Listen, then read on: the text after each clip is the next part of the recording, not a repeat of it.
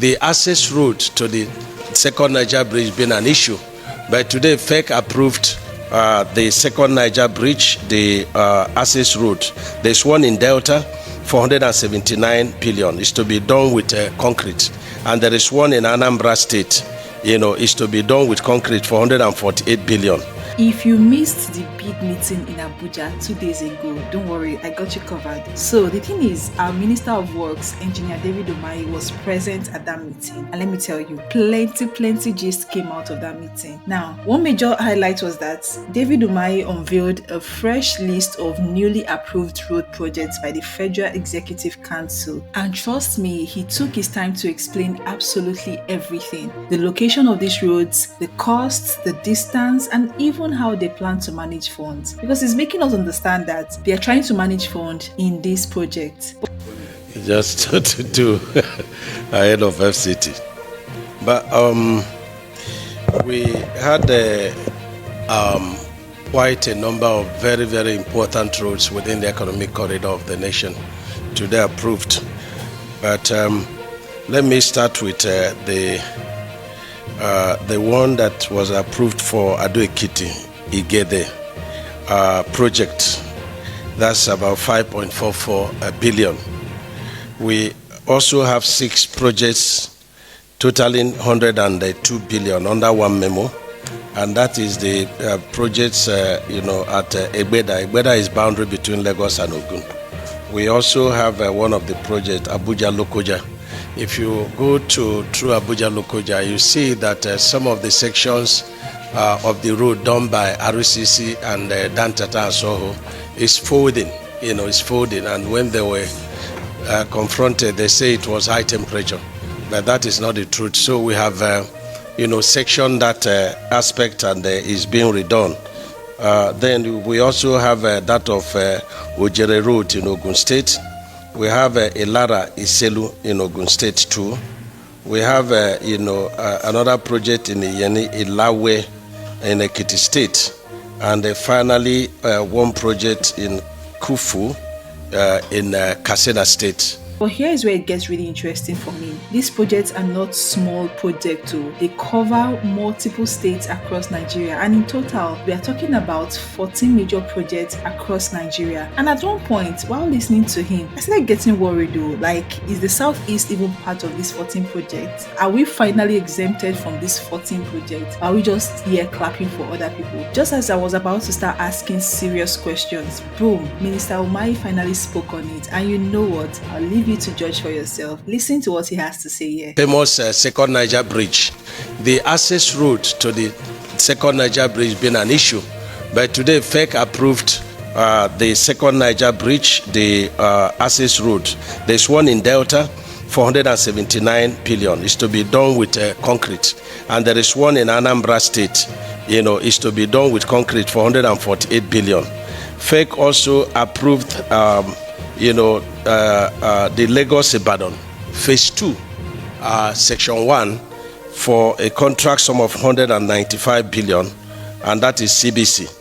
So these are the 3 PIDF projects that are, approved. And PIDF has been taken over by the Renew Hope, infrastructure funding.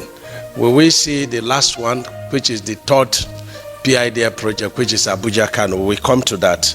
And so a total of 885 billion has been approved for these 10 projects. But I just highlighted the major ones. But we also have the Onisha Owerri Expressway, which is 22 billion. We also have the Wusasa Jos route in Kaduna State, which is 18 billion. Then also, curiously, we got approval for a reconstruction of 3 sections of Lokoja to Benin. And this approval is to be done on concrete. Graciously, the FEC approved. And that is the section 1, that is Obanaja to Benin, which is by CGC, 64 billion. There is Obanaja to section 2, which is Awuchi to Edo section, which is 110 billion. And the last section is Eho to Benin in Edo State, which is 134 billion. So the total of all of them is 885 billion. And then We have one project that is in Agbogogo in Abia State with a spur in Mako in Enugu State. That is, we had to descope it within the limit of the fund that is available, and that is 12.75 billion. At the end of the day, we just hope that all of this plenty money they are calling will actually be used well and not just disappear into thin air. I wanna take care, my people. This is Faith Kalu reporting from Ebonyi People TV. Thanks for watching, and don't forget to like, share, and subscribe for more updates. See you in the next one. Which is the boundary of FCT and Niger State. But we also increased the scope by 5.71 at that point, going towards Kogi State. And then we also have Section 3, which is in Kano. We also increased the scope by about 17 kilometers, going to Aminu Kano International Airport. So on the whole, we have about 118 kilometers, and the entire section is going to be lit up. We are preparing on how to tow the road. So we have a solar light all through this section of 118 kilometers, and the total cost of 252 billion, and it's to be done on concrete, except Section 3, which will be done in asphalt. But majorly Section 1 is going to be done on concrete, and let me say that the cost, even doing it with concrete, is far cheaper than the cost we offered Jolobeja, which they rejected. And let me also add finally that we have, settled with Daily Trust. They've been to our office, and we graciously explained ourselves. They're happy, and we are happy. But the good thing is that the company they reported is a fake company. That's not the company that we awarded the job. And this company we awarded the job graciously the same company that leased out all the equipment that Jolobeja was using on that road. So we are saving money by not going to pay for another mobilization. It's a question of releasing the equipment, from the yard of Jolobeja, and the work is started. So I invite you by next week for a very detailed groundbreaking ceremony, and everybody will be very happy. By the end of February, I would like you to evaluate me on the success of that road. I'm sure that within the next 2 weeks, we will come up with the last lot, which is 82 kilometers by 2, and that is in Kaduna, state.